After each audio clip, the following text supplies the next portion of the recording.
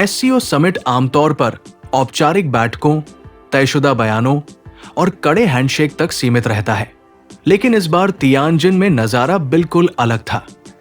दुनिया की नजरें जहां कूटनीति के लिहाफ में छिपी चर्चाओं पर थी, वही असली कहानी लिखी जा रही थी प्रधानमंत्री नरेंद्र मोदी और राष्ट्रपति व्लादिमीर पुतिन की मुलाकात से। ये मुलाकात सिर्फ राजनीति नहीं, बल्कि दशकों पुराने भरोसे और दोस्ती का एक जीवंत प्रमाण बन गई। एससीओ समिट का पर्दा भले ही औपचारिक बैठकों और डिप्लोमैटिक बयानों पर गिरा हो, लेकिन असली कहानी कही और लिखी गई। भारत के प्रधानमंत्री नरेंद्र मोदी और रूस के राष्ट्रपति व्लादिमीर पुतिन की मुलाकात ने पूरे आयोजन की दिशा ही बदल दी। ये मुलाकात सिर्फ एक साइडलाइन मीटिंग नहीं थी, बल्कि एक ऐसा पल था जिसने दुनिया को दोस्ती और विश्वास का असली मतलब दिखा दिया। तस्वीरें और वीडियो सोशल मीडिया पर छा गए, खासतौर पर चीन के वीबो पर, जहां ये मुलाकात वीडियो ऑफ द डे बन गई। आमतौर पर समिट्स औपचारिक हैंडशेक और सजावटी फोटो तक सीमित रहती है, लेकिन यहां नजारा बिल्कुल अलग था। मोदी और पुतिन ने न सिर्फ गर्मजोशी से हाथ मिलाया, बल्कि गले भी लगे। दोनों नेता साथ साथ टहलते हुए स्थल तक पहुंचे, मानो पुराने दोस्त किसी समारोह में मिल रहे हों। यह दृश्य इतना प्रभावशाली था कि चीन के सोशल मीडिया पर यह टॉप सर्च बन गया। सबसे ज्यादा चर्चा बटोरने वाली तस्वीर वह थी जिसमें मोदी और पुतिन एक ही कार में सवार होकर अपनी बैठक के लिए पहुंचे। खबरों के मुताबिक यह पहले से तय नहीं था। पुतिन ने खुद मोदी का इंतजार किया और दोनों ने लगभग 45 मिनट कार में बैठकर बातचीत की।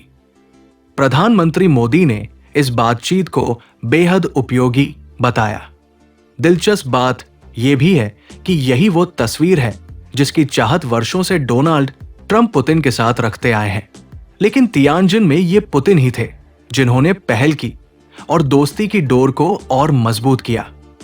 भारत रूस रिश्ते दशकों पुराने हैं। शीत युद्ध के दौर से लेकर बदलते वैश्विक समीकरणों तक दोनों देश हमेशा कंधे से कंधा मिलाकर चलते रहे हैं। इस बार भी पुतिन ने इन रिश्तों की गहराई को रेखांकित किया और मोदी ने उसे दोहराया।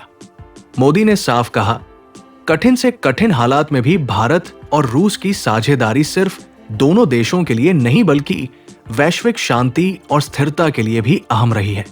इस मुलाकात से 3 बड़े संदेश निकले। पहला, भारत और रूस का बढ़ता सहयोग।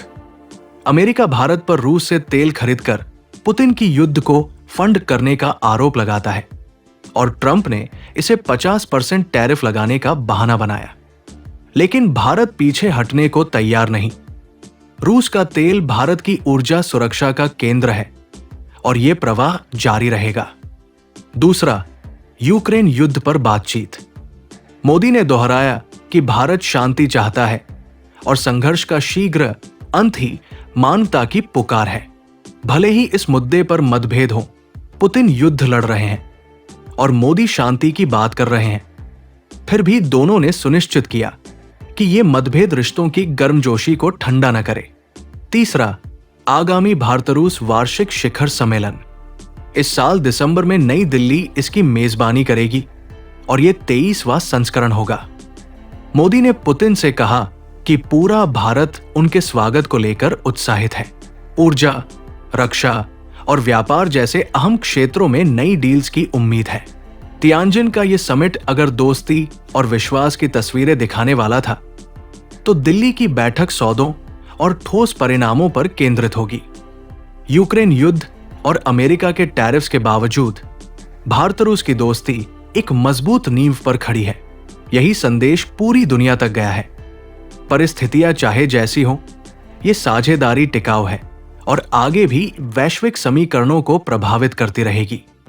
तियानजिन ने दोस्ती और विश्वास की झलक दुनिया को दिखाई, तो अब पूरी दुनिया की निगाहें दिसंबर में दिल्ली पर टिकी है।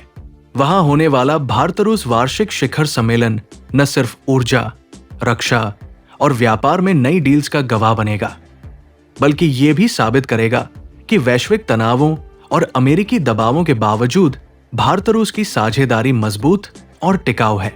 आने वाला वक्त बताएगा कि ये दोस्ती सिर्फ तस्वीरों और बयानों तक सीमित रहती है या फिर अंतर्राष्ट्रीय समीकरणों को नया आकार देती है।